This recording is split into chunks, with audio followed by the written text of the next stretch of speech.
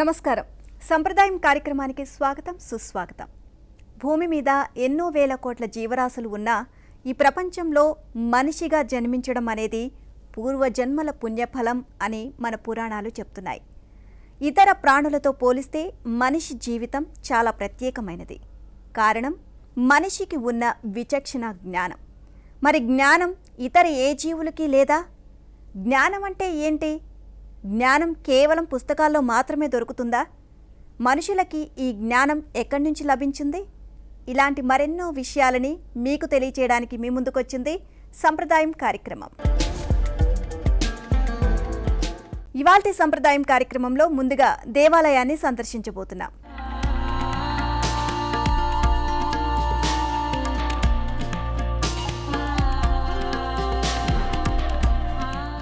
భారతదేశం అంటేనే దేవాలయాలకు నిలయం.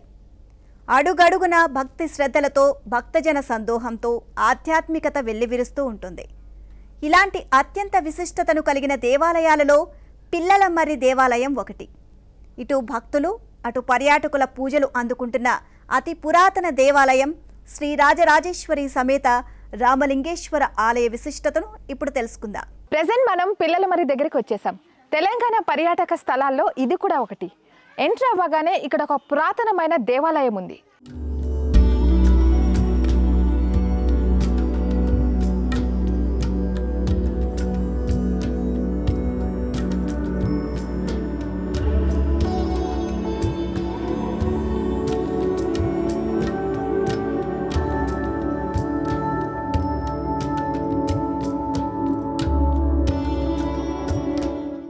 శ్రీ రాజరాజేశ్వరి సమేత రామలింగేశ్వర స్వామి దేవస్థానం ఇది. సో ఇది క్రీస్తు శకం 16వ శతాబ్దానికి చెందిన దేవస్థానం. మరి ఫస్ట్ మనం ఇక్కడ ఆలయాన్ని దర్శించుకొని తర్వాత పిల్లలమర్రి చెట్టు దగ్గరికి వెళ్ళిపోదాం.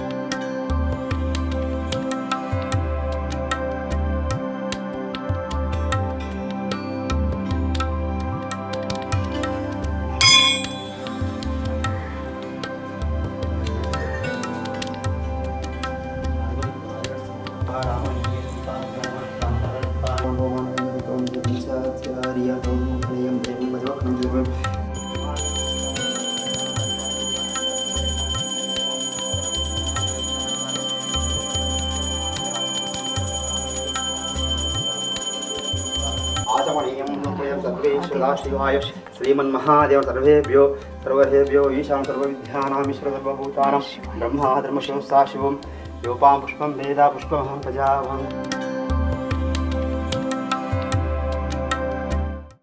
ఈ ఆలయ విశేషాలకి సంబంధించి ఇక్కడ ఆలయ అర్చకులు శ్రీశైలం గారి మాటల్లో తెలుసుకుందాం. నమస్కారం అండి. ఈ ఆలయ ప్రాముఖ్యత గురించి మీ మాటల్లో తెలుసుకోవాలనుకుంటున్నాం. శ్రీ రాజరాజేశ్వర రామలింగేశ్వరం దేవస్థానము. ఈ ఆలయము పూర్వము పెబ్బేరు మండలం మీర్లేదని గ్రామంలో నుండి కృష్ణానది నదిలో మునిగిపోతుంటే అక్కడి నుంచి పురావస్తు శాఖ ఆర్కియాలజీ డిపార్ట్మెంట్ వాళ్ళు 1981లో 1981లో అక్కడ నుంచి ఓడ తీసుకొచ్చారు. ఆ నదిలో పూర్తిగా మునిగిపోతుంటే గ్రామం మొత్తం మునిగిపోయింది. దేవాలయం కూడా మునిగిపోతుంటే అక్కడ నుంచి 1981లో తీసుకొచ్చారు. 83 వరకు 1983 వరకు యథావిధిగా నిర్మించారు. ఇక్కడ పిల్లలమర్రి నిర్మించి 1983లో కాంచీపుర జేంద్ర సరస్వతి స్వామి కంచి కామకోటి పీఠపతి ఆయన ద్వారా మళ్ళీ పునఃప్రతిష్ఠ చేశారు. మళ్ళీ లింగానికి బ్రహ్మసూత్రం ఉంటుంది. ఇక్కడ గర్భాలయం మొత్తము స్టోను వైటు తెల్లరాయి, మండపం మొత్తం నల్లరాయి విశేషము. ఇక్కడ ప్రతి స్తంభానికి నాగులు ఉంటాయి. ఈ ఆలయం కూడా చెక్కు చెదరకుండా అసలు ఎలా? విజయనగర సామ్రాజ్యానికి చెందినటువంటి దేవాలయం ఇది. ఈ ఆలయము 16వ శతాబ్దానికి చెందినటువంటి దేవాలయం ఇది. పురావస్తు శాఖ తరలించి ఇక్కడ నిర్మించి పెట్టారు.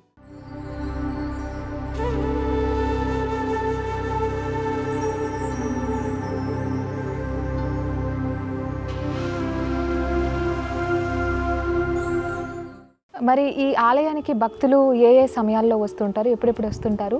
మరి ప్రత్యేక పూజలు ఏమన్నా నిర్వహిస్తూ ఉంటారా? ప్రత్యేక పూజలు అంటే ప్రతి సోమవారము శివునికి అభిషేకం జరుగుతుంటుంది. చాలామంది శ్రావణ మాసంలో కానీ కార్తీక మాసంలో అధిక సంఖ్యలో పాల్గొంటారు. మహాశివరాత్రి బ్రహ్మాండంగా జరుగుతుంది. కార్తీక మాసంలో ఒక చివరి సోమవారం రోజు స్వామివారి శ్రీ పార్వతీ పరమేశ్వర స్వామి యొక్క కళ్యాణ కార్యక్రమం నిర్వహిస్తాం. మేము ఇక్కడ చాలామంది భక్తులు పాల్గొంటారు. ఆ భక్తులు పాల్గొని చాలా అధిక సంఖ్యలో పాల్గొని స్వామి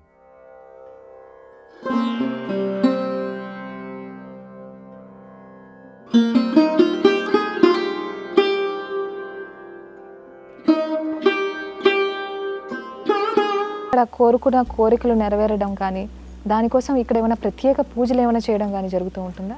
లోపల గర్భాలయంలో ఉన్నటువంటి మహాలింగానికి బ్రహ్మసూత్రం ఉంటుంది కాబట్టి ఇక్కడ ఎవరైనా సరే స్వామివారికి అభిషేకం చేసిన చోట వారి యొక్క కోరికలు త్వరగా నెరవేరుతాయి. ఇంకోటి ఏంటంటే పెళ్లి కాని వారికి తొందరలో పెళ్లి అవుతుంది. ఇంకోటి పిల్లలు కాని వారు కూడా ఇక్కడ స్వామివారికి అభిషేకం చేస్తే తొందరలో పిల్లలు కూడా పుడుతున్నారు. అట్లా కార్తీక మాసాల్లో కాకుండా ఇంకా ఏ మాసంలో ఎక్కువగా పూజలు చేస్తూ ఉంటారు? శ్రావణ మాసంలో చేస్తారు. శ్రావణ మాసంలో.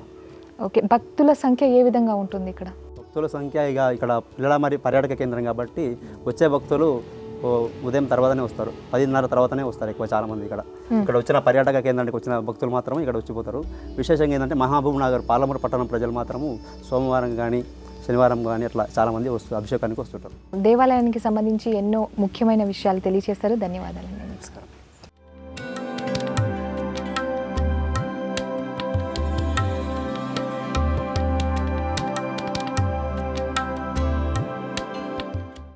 ఆలయ అర్చకులు శ్రీశైలం గారి మాటల్లో ఈ ఆలయానికి సంబంధించి ఎన్నో విషయాలు తెలుసుకుందాం కదా. నమస్కారం.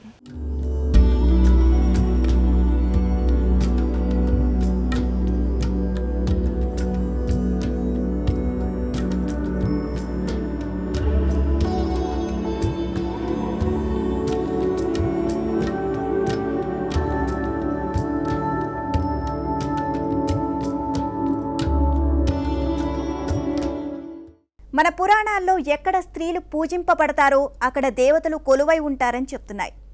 స్త్రీని సకల లోకాలను రక్షించే సాక్షాత్తు జగన్మాత రూపంగా భావిస్తారు. అలా అనడానికి గల కారణాలు ఏంటి? ఎందుకు స్త్రీలను దేవతలతో పోలుస్తారు లాంటి ఎన్నో విషయాలను తమ ప్రవచనం ద్వారా అందించబోతున్నారు ప్రముఖ ప్రవచనకర్త శ్రీ శిల్పా మాతాజీ గారు. వక్రతుండ మహాకాయ సూర్యకోటి సమప్రభ నిర్విఘ్నం కురు మే దేవ సర్వకార్యేషు సర్వదా.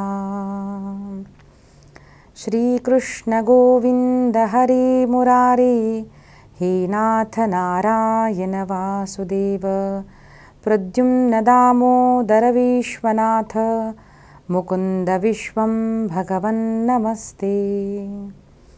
గురుర్బ్రహ్మా గురుర్విష్ణుః గురుర్దేవో మహేశ్వరః గురుః సాక్షాత్ పరబ్రహ్మ తస్మై శ్రీ గురవే నమః. మాతృదేవో భవ పితృదేవో భవ ఆచార్యదేవో భవ అతిథిదేవో భవ పరస్పరదేవో భవ. శ్రీ జగన్నాథ భగవాన్ కీ జై. ఈరోజు మనము స్కంద పురాణాంతర్గత దశమ అధ్యాయంలో మనం ప్రవేశిస్తున్నామండి. గత కొన్ని రోజుల నుంచి స్కంద పురాణంలో జగన్నాథ్ పూరి మహాత్మ్యము మనము వింటున్నాము. ఈరోజు 10వ అధ్యాయము. జన్మ ప్రభృతి తత్వన్న ప్రయాతో ద్విజోత్తమ కథాం విద్వాద్ భవాన్ దివ్య వృత్తాంత పురుషోత్తమే. మనం విన్నాం కదండి, ఇంద్రద్యుమ్న రాజా తన ఒక మంత్రిని, ఒక పండితుడిని పంపిస్తారనమాట. అక్కడికి వెళ్ళి జగన్నాథ్పురి యొక్క క్షేత్రాన్ని చూసి తన మిత్రుడిని కూడా కలిసి అక్కడ ఒక చక్కటి మాలని, భగవంతుడి మాలని, ప్రసాదాన్ని తీసుకొచ్చి ఇంద్రద్యుమ్న రాజుకు ఇచ్చి చాలా అక్కడ మహాత్మ్యం గురించి చెప్తారన్నమాట. చాలా అద్భుతంగా ఉంది రాజన్, మనం అందరు అక్కడికి వెళ్ళాలి, చాలా అద్భుతంగా ఉంది, సాక్షాత్తు దేవతలు కూడా అక్కడ నీలమాధవుని పూజిస్తూ ఉంటారు అని చెప్పారన్నమాట. అప్పుడు ఇంద్రద్యుమ్న రాజా ఇక్కడ అడుగుతారు, ఏంటిది అంటే, అసలు ఒక జన్మలో ఇది ఇంత పుణ్యం చేసుకుంటే అసలు ఎవరు వెళ్ళలేదండి, అలాంటిది ఏకంగా మీరు వెళ్ళడము, అక్కడికి వెళ్ళి అక్కడ దర్శనించుకోవడము, దాని మాహాత్మ్యం తెలుసుకొని నాకు చెప్పడము, ఇది చాలా అద్భుతంగా ఉంది. మీరు ఆ సమస్త దివ్య క్షేత్రం గురించి, పురుషోత్తముని గురించి కూడా మళ్ళీ ఒకసారి నాకు అన్నీ చెప్పండి అని అంటారన్నమాట. అప్పుడు విద్యాపతి అన్న విద్వానుడు రాజుతో చెప్తారన్నమాట. అక్కడ నేను సంధ్యా సమయంలో అక్కడ చేరుకున్నాను. అక్కడ చేరుకున్న తర్వాత మనం విన్నాం కదండి లాస్ట్ టైం కూడా, అసలు ఆ సముద్రం ఎలాగా ఉంటుంది, అక్కడ శివ రూపాలు, అక్కడ శక్తి రూపాలు ఎలాగా ఉన్నాయి, చక్కటి నీల రూపంలో ఉన్న చక్కటి పర్వతం గురించి చెప్పారు.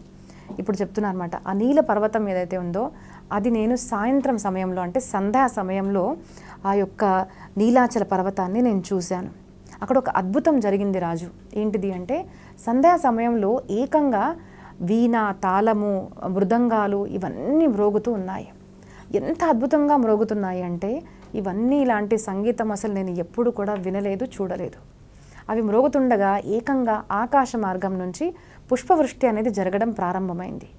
ఎంత పుష్పవృష్టి అంటే ఆ నీలాచల అత్యంత పెద్దగా ఉన్న ఆ నీలాచల పర్వతం అంతా పుష్పాలతోనే నిండిపోయింది. ఇలాగా ఆకాశ మార్గంలో నుంచి దేవతలు, కిన్నరులు, యక్షులు అందరూ కూడా పైనుంచి పుష్పవృష్టి చేసి అప్పుడు ఆ దేవతలు అందరూ కూడా సాక్షాత్తు భగవంతుని దర్శించుకోవడానికి అక్కడ వాళ్ళు కిందికి వచ్చారు. వీణా వేణ మృదంగనాం చర్చరీనాంజనిస్వనః అభూతపూర్వస్తత్రాసీత్ దివ్యవగాన విమిశ్రితః సహస్రముపచారాణాం ప్రీతయే పరమేషితుః దేర్వే సమర్పితం తత్ర మనుష్యా దృష్టపూర్వకం. అసలు ఒక మనిషి ఇది ఖచ్చితంగా అసలు చూసి ఉండరు. అలాంటి దివ్య దర్శనాన్ని నేను చేసుకున్నాను. ఎంతో దివ్య ఉపచారాలు, ఆ వీణ, మృదంగము, ఇలాగా స్వర్గంలో నుంచి అందరూ వేణు ఇట్లాంటి ఎన్నో వాద్యాలు వాయిస్తుండగా ఆ శ్రవణాన్ని, ఆ దృశ్యాన్ని చూసి నేను చాలా పులకితమయ్యాను రాజు. అత్యంత అద్భుతమైన దృశ్యాన్ని నేను చూశాను. అలాగా ఎన్నో ఉపచారాలు తీసుకొని, అంటే పూలు, పండ్లు, వస్త్రాలు ఇలాంటి ఎన్నో ఉపచారాలు తీసుకొని సాక్షాత్ దేవతలందరూ వచ్చి ఆ నీల మాధవుని స్తుతించారు, పూజించారు, స్తోత్ర పఠన అనేది చేశారు. ఇవన్నీ చేసి వాళ్ళందరూ స్వర్గానికి వెళ్ళిపోయారు. అప్పుడు రాజు ఆ దివ్యమాలలు ఇవన్నీ ఏదైతే పెట్టారో అవి తీసుకొని రావడానికి నా మిత్రుడు ఎవరైతే ఉన్నారో అక్కడికి వెళ్ళి అవన్నీ తీసుకొని నాకు ఇచ్చారు అని చెప్తున్నారన్నమాట. యథాగతంతే త్రిదశ ప్రయయుస్త్రింశత్రిందశాలయం తేషు యాతేషు శబరః సఖా విశ్వావసుర్మమ. ఇక్కడ చూడండి, ఇలాంటి ఎన్నో శ్లోకాలు మీకు చెప్పబోతున్నానండి. లాస్ట్ టైం కూడా మీకు చెప్పాను, అన్ని గ్రంథాల్లో నుంచి మళ్ళీ ఇవి కోట్ చేస్తున్నాను. నేను పూర్వం ఎప్పుడైతే ప్రవచనం చెప్పేదాన్నో అప్పుడు ఒక భక్తి, భగవంతుడు మాత్రం చెప్పేదాన్ని. కానీ ఇప్పుడు యూట్యూబ్లో ఉన్న పరిస్థితి, మనం చూసే డిజిటల్ మీడియా మీద ఉన్న వీడియోస్, దుష్ప్రచారం మనం సనాతన ధర్మం గురించి ఏదైతే జరుగుతుందో దానివల్ల నేను ఇట్లాంటి పాయింట్స్ ఏవైతే శాస్త్రాల్లో ఉన్నాయో అవి నేను మీకు చెప్తున్నాను. నిన్న కూడా ఒక వ్యక్తి ఏదో మన శాస్త్రాల్లో ఇలాగ చెప్పారు అని జాతి విభేదాల గురించి ఏదైతే తప్పుడుగా ప్రచారం అనేది చేస్తున్నారనమాట. ఇక్కడ చూడండి, ఒక బ్రాహ్మణుడు అని ఎవరిని మిత్రుడుగా అంటున్నాడు అంటే ఒక శబరుడు. శబరుడు అంటే ఎవరు? వనవాసంలో నివాసించే ఒక వ్యక్తిని ఎవరంటున్నారు? ఒక బ్రాహ్మణుడు. కాబట్టి బ్రాహ్మణ ద్వేషులు ఇప్పుడు బాగా పెరిగారు అండి. ఇప్పుడు మన టెంపుల్ ఫ్రీయింగ్ కూడా, టెంపుల్ని ఎండోమెంట్ నుంచి తీసేసేయండి అనగానే గత కొన్ని రోజుల నుంచి ఎలాంటి పోస్టులు వస్తున్నాయి అంటే ఈ బ్రాహ్మణుడు మళ్ళీ సత్తా మొత్తం వాళ్ళ చేతుల్లో తీసుకోవడానికి మళ్ళీ ఇలాగ సనాతన్ బోర్డు ఉండాలి అని చెప్తున్నారు అని జాతీయ పరంగా అందరిలో ఒక నెగిటివిటీని అనేది ప్రచారం చేస్తున్నారు. కాబట్టి నేను చెప్తున్నాను చూడండి, మన శాస్త్రాలను అంటే ప్రమాణయుక్తంగా మీకు చెప్తున్నాను. ఒక రాజు పంపించిన ఒక పండితుడు సఖా అంటున్నాడు, మిత్రుడు అంటున్నాడు. ఎవరిని? ఒక శబరుణ్ణి. తేషు యాతేషు శబరః సఖా విశ్వపసురు మమ. నా మిత్రుడు, మమ మిత్రః సఖా, మమ సఖా విశ్వావసు. విశ్వావసు అన్న నా మిత్రుడు శబరుడు వెళ్ళి ఆ మాలని, అక్కడున్న ప్రసాదాన్ని తీసుకొచ్చి నాకు ఇచ్చాడు ప్రభు అని ఒక రాజుతో చెప్తున్నాడు. ఇది ఎప్పుడు రాశారండి? మీరు అనుకోవచ్చు ఇప్పుడు ఏదో చేంజ్ చేశారు అని. కాదు, స్కంద పురాణము ఇది వ్యాస మహర్షి అనేది రాసిందనమాట. పురాతన కాలంలో, నేనే ఇప్పుడు కల్పించే మీకు చెప్పట్లేదు. ఇలాంటి ఎన్నో శ్లోకాలు ఉన్నాయన్నమాట. దివ్యోపహార భోజ్య నిమాల్యం చేదౌ దదో మమ అనర్ఘ్యమేతదమ్లానం శ్రీరాజ్య సుఖదాయకం. ఇలాంటి మాల, ఈ ప్రసాదాన్ని నాకు నా మిత్రుడు విశ్వావసు ఇచ్చారు స్వామి, అదే మీకు ఇస్తున్నాను. ఇది ఎలాంటి మాలో తెలుసా? ఈ మాల సాక్షాత్తు శ్రీని ప్రసాదించేది, అంటే లక్ష్మిని ప్రసాదించేది, అంతేకాకుండా అలక్ష్మిని కూడా దూరం చేసేది. విరామం తర్వాత ఇప్పుడు మనం చూడబోతున్న సెగ్మెంట్ ఆలయ ప్రక్షాళన. భద్రాచలం సాక్షాత్తు శ్రీరామచంద్రుడు నడయాడిన పుణ్యభూమి. దక్షిణ అయోధ్యగా భాసిల్లుతున్న పుణ్యక్షేత్రం. తెలంగాణ ఖ్యాతి పెంచే ప్రసిద్ధి చెందిన దేవాలయం. 350 ఏళ్ల క్రితం తానిషా కాలంలో భక్త రామదాసు రామాలయం నిర్మాణం చేసిన రామాలయం. కానీ రాష్ట్ర విభజనతో రాములోరికి కష్టాలు ఎదురయ్యాయా? తెలంగాణ రాష్ట్ర అవతరణతో తొలి ముఖ్యమంత్రి కేసీఆర్ 2 పర్యాయాల పాలనలో భద్రాచలం కాస్త భద్రాద్రిగా పేరు మార్చారు తప్ప రామాలయం అభివృద్ధి పట్ల కేసీఆర్ అంతుపట్టని నిర్లక్ష్యం ఎందుకు? తానీషా కాలం నాటి నుంచి ఆనవాయితీగా వస్తున్న ముత్యాల తలంబ్రాలు, పట్టు వస్త్రాలు సమర్పించే సంప్రదాయాలకు కేసీఆర్ ఎందుకు మంగళం పాడారు?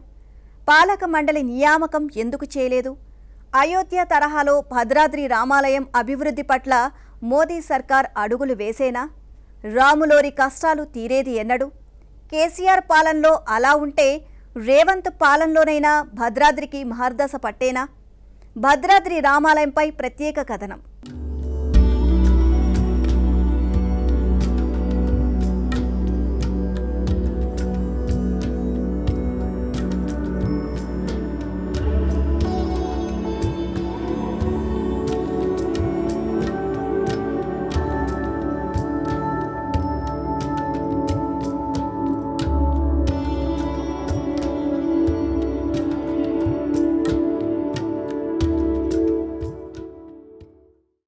సాక్షాత్తు శ్రీ మహావిష్ణువు శ్రీరామచంద్రుడిగా అవతరించిన భూలోక వైకుంఠం భద్రాచలం. వనవాస కాలంలో సీతమ్మ తల్లితో శ్రీరామచంద్రుడు నడియాడిన పుణ్యభూమి భద్రాచలం. తానీష కాలంలో భక్తరామదాసు ప్రభుత్వ సొమ్ముతో రామదాసు రామాలయ నిర్మాణం చేయడం, తానీష ఆగ్రహంతో రామదాసును గోల్కొండ చెరసాలలో బంధించి శిక్షించడం, తానీష ఎదుట సాక్షాత్తు రామలక్ష్మణులు ప్రత్యక్షమై 10,000 బంగారు వరహాలు ఇచ్చి రామదాసును విడుదల చెయ్యాలని కోరడం, తానీష రామదాసును క్షమించమని అడిగి అప్పటి నుంచి ప్రతి ఏడు రాములవారి కళ్యాణంకు ప్రభుత్వం తరపున ముత్యాల తలంబ్రాలు, పట్టు వస్త్రాలు సమర్పించే ఆనవాయితీకి తానీష శ్రీకారం చుట్టడం జరిగింది. ఇది జరిగిన చరిత్ర, కట్టుకథ ఎంతమాత్రం కాదు. తానిష కాలం నుంచి పాటించే ఆనవాయితీలు, సాంప్రదాయాల గురించి ప్రభుత్వ ఉత్తర్వులు నేటికీ ఉన్నాయి. నాడు తానీషకు రామలక్ష్మణులు ప్రత్యక్షమై ఇచ్చిన బంగారు నాణాలు రామాలయంలో నేటికీ ఉన్నాయంటే భద్రాద్రి రామాలయ చరిత్రకు త్రేతాయుగం నాటి పౌరాహినిక ఘట్టాలే కాదు, తానీష కాలం నాటి చారిత్రక ఘట్టాలు కూడా సాక్షిభూతంగా నిలుస్తున్నాయని నిస్సందేహంగా చెప్పవచ్చు.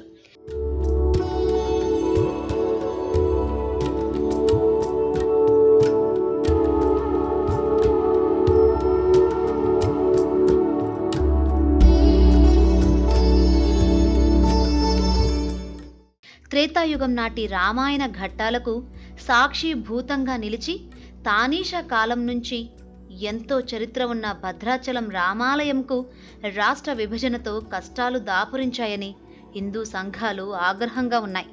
కేసీఆర్ పాలనలో భద్రాచలం పేరు భద్రాద్రిగా మార్చారు తప్ప రామాలయం దశ మాత్రం మారలేదని ధార్మిక సంఘాలు కేసీఆర్ తీరుపై మండిపడుతున్నాయి. తానీష కాలం నాటి నుంచి శ్రీరామనవమికి ముత్యాల తలంబ్రాలు, పట్టు వస్త్రాలు సమర్పించే ఆనవాయితీకి కేసీఆర్ మంగళం పాడారని ధార్మిక సంఘాలు ఆగ్రహంతో ఉన్నాయి. 9 ఏళ్ల పాలనలో ఒక్కసారి మాత్రమే కేసీఆర్ శ్రీరామనవమికి హాజరయ్యారు. ఉమ్మడి రాష్ట్రంలో ఎన్టీఆర్, చంద్రబాబు, వైఎస్, కిరణ్ కుమార్ రెడ్డి ఆనవాయితీగా సమర్పించే కార్యక్రమంలో పాల్గొన్నారు. కానీ కేసీఆర్ మాత్రం ఎందుకు భిన్నంగా నిలిచారనేది అంతుపట్టని రహస్యం.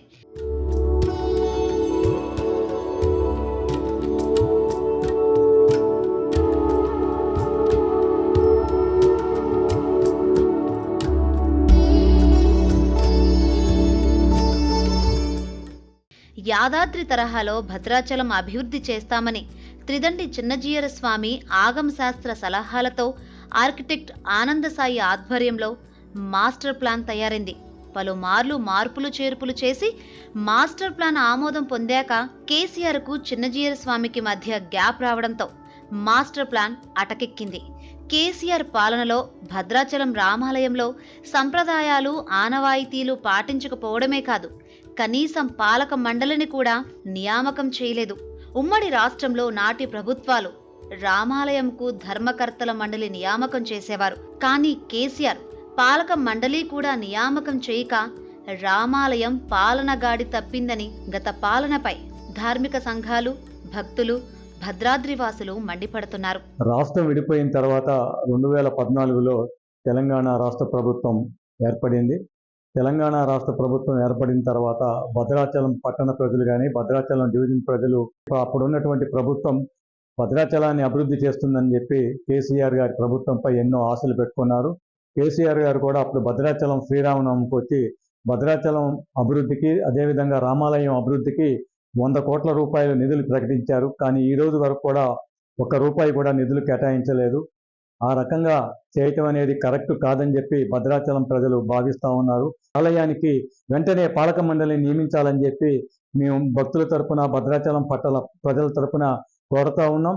ఆ రామాలయం పక్కనే ఉన్నటువంటి ఇల్లు తొలగించడం కోసం భద్రాచలం గ్రామ పంచాయతీ ఆఫీసులో గ్రామసభ నిర్వహించారు. కాబట్టి అక్కడ ఉన్నటువంటి బాధితులందరికీ మంచి ప్యాకేజీ ఇచ్చి వారందరికీ న్యాయం చేసి అక్కడ ఇల్లు తొలగించి మొత్తం రామాలయాన్ని డెవలప్ చేయాలని చెప్పి మేము భద్రాచలం పట్టణ ప్రజలుగా మేము కోరుతా ఉన్నాము. కేసీఆర్ పాలనలో తీవ్ర నిర్లక్ష్యంకు గురైన భద్రాచలం రామాలయం అభివృద్ధి విషయంలో రేవంత్ పాలనలోనైనా మహర్దశ పట్టేనా అని భక్తులు, ధార్మిక సంఘాలు ఎదురుచూస్తున్నాయి. ముఖ్యమంత్రి హోదాలో తొలిసారి రేవంత్ రెడ్డి మార్చి 11న భద్రాచలం రామాలయం దర్శనం చేసుకున్నారు. జిల్లాకు చెందిన డిప్యూటీ సీఎం భట్టి విక్రమార్క, మంత్రులు తుమ్మల, పొంగిలేటి రామాలయం అభివృద్ధి పనులు ఏం చేయాలో సీఎం రేవంత్కు వివరించారు. ఉమ్మడి రాష్ట్రంలో మంత్రిగా, ప్రస్తుత మంత్రిగా ఉన్న తుమ్మల గత 40 ఏళ్లుగా భద్రాచలం అభివృద్ధి విషయంలో తనదైన ముద్ర వేశారు. రామాలయం అభివృద్ధి విషయంలో అవకాశం ఉన్నప్పుడల్లా చొరవ తీసుకున్నారు. భద్రాచలం వద్ద గోదావరి వరదగండం లేకుండా కరకట్ట నిర్మాణం చేసి భద్రాచలంకు కరకట్టను శ్రీరామ రక్షగా మార్చారు. గత కేసీఆర్ పాలనలో భద్రాచలం రామాలయం అభివృద్ధి పట్ల నిర్లక్ష్యం సాగగా ప్రస్తుతం రేవంత్ పాలనలో భద్రాచలంకు మహర్దశ పట్టేలా మంత్రి తుమ్మల ప్రణాళిక ప్రకారం పనులకు శ్రీకారం చుట్టారు. రామాలయం చుట్టుపక్కల భూసేకరణ చేసి మాడవీధుల విస్తరణపై ప్రధాన దృష్టి పెట్టారు.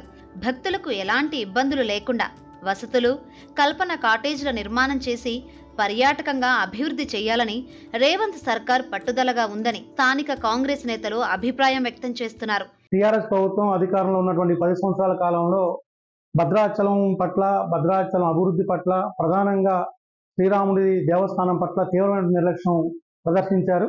ఈ 10 సంవత్సరాల కాలంలో కేసీఆర్ ఒక్కసారి మాత్రమే భద్రాచలం రావడం జరిగింది. ఇది చాలా తీవ్రమైన నిర్లక్ష్యం. అలాగే అనేక సందర్భాల్లో గోదావరి వరదలు వచ్చిన సందర్భంలో, భద్రాచలం ప్రాంతం మునిగినటువంటి సందర్భంలో మరి ఆయన నిధులు కేటాయించాలని చెప్పేసి అనేక సందర్భాల్లో అడిగారు ఈ ప్రాంత ప్రజలు. అయినా సరే పట్టించుకోలేదు. 100 కోట్లు భద్రాచలం రామాలయం అభివృద్ధికి ఇస్తానని చెప్పేసి 100 పైసలు ఇవ్వలేదు. తర్వాత 2022లో వచ్చిన గోదావరి వరదల సందర్భంగా కేసీఆర్ గారు భద్రాచలం వచ్చిన సందర్భంలో 1000 కోట్లు ఇస్తానని చెప్పారు. 1 పైసా కూడా నిధులు ఇవ్వలేదు. ఈ ప్రాంత అభివృద్ధి పట్ల చాలా తీవ్రమైన నిర్లక్ష్యం మరి ఆనాడు ఉన్నటువంటి కేసీఆర్ ప్రభుత్వం కానీ కేసీఆర్ గారిని ప్రదర్శించారు. ఇప్పుడు కాంగ్రెస్ ప్రభుత్వం ఏర్పాటు కూడా సంవత్సరం అవుతా ఉంది. ఇప్పుడు కూడా పాలక మండలి ఏర్పాటు కాకపోవడం అనేది చాలా శోచనీయమైనటువంటి అంశం. కాబట్టి కాంగ్రెస్ ప్రభుత్వం ఒకసారి ఆలోచించి ఖచ్చితంగా ఈ కాలంలో ఈ సంవత్సర కాలంలో ఏదైతే వెనుకబడినటువంటి అభివృద్ధిలో విషయంలో వెనుకబడినటువంటి కానీ రామాలయం గురించి ఆలోచించే దాంట్లో వెనుకబడినటువంటి అంశం ఏదైతే ఉందో దాన్ని మళ్ళీ ఒకసారి పునరాలోచన చేసుకొని ఈ ప్రాంతం అభివృద్ధి మీద కాంగ్రెస్ ప్రభుత్వం మన ముఖ్యమంత్రి గారు మరి శ్రద్ధ పెట్టాలనేది మేము ఈ ప్రాంతం నుంచి కోరుకుంటా ఉన్నాం. హిందూయిజానికి పేటెంట్గా ఉన్న బీజేపీ పార్టీ దక్షిణ భారత్లో విస్తరించే ప్రయత్నాలు గట్టిగా చేస్తున్న వేళ అయోధ్య మాదిరి దక్షిణ అయోధ్య భద్రాద్రి అభివృద్ధికి మోదీ ముహూర్తం పెట్టేనా అని భక్త సంఘాలు, ధార్మిక సంఘాల్లో చర్చ సాగుతోంది. కేసీఆర్ పాలనలో భద్రాద్రి రాములవారి ఆలయం పట్ల అంతులేని నిర్లక్ష్యం ప్రదర్శించారని కేసీఆర్పై కాషాయ దళం తీవ్ర విమర్శలు చేసింది. తెలంగాణలో మేము అధికారంలోకి వస్తే భద్రాచల రామాలయం రూపురేఖలే మారతాయని, మరో అయోధ్యగా మారుస్తామని ప్రకటనలు కూడా చేశారు కాషాయ పార్టీ నేతలు. కేసీఆర్ ఓడారు, బీజేపీ అధికారంలోకి రాలేదు. రేవంత్ సర్కారు కొలువు తీరింది. కేసీఆర్ పాలనలో భద్రాచలం రామాలయం పట్ల నిర్లక్ష్యంగా వ్యవహరించారు. కానీ మేం తెలంగాణకే కాదు యావత్ దేశంలో హిందూ భక్తులు వచ్చేలా, వారు మెచ్చేలా రామాలయం అభివృద్ధి చేసి రేవంత్ సర్కార్ చరిత్రలో నిలుస్తుందని కాంగ్రెస్ నేతలు చెబుతున్నారు. ఒకవేళ రేవంత్ సర్కార్ అనుకున్న స్థాయిలో భద్రాచల రామాలయం అభివృద్ధి చేయకపోతే కేంద్రం పెద్దలను ఒప్పించి అయోధ్య తరహాలో దక్షిణ భారత్లో భద్రాద్రిని అభివృద్ధి చేస్తే రాజకీయంగా తెలంగాణలో సానుకూల వాతావరణం కలిసొస్తుందని కాషాయ నేతలు పొలిటికల్ ప్రిడిక్షన్స్ లో ఉన్నారు. వేచి చూడాలి. భద్రాద్రి రామాలయంకు రేవంత్ సర్కార్ మహర్దశ పట్టిస్తుందా లేక మోదీ సర్కార్ మహర్దశ పట్టిస్తుందా అనే చర్చలు జరుగుతున్న వేళ రామాలయం అభివృద్ధి చరిత్రలో నిలిచేలా చేయాలని ధార్మిక సంఘాలు, భక్తులు, భద్రాద్రి వాసులు కోరుతున్నారు.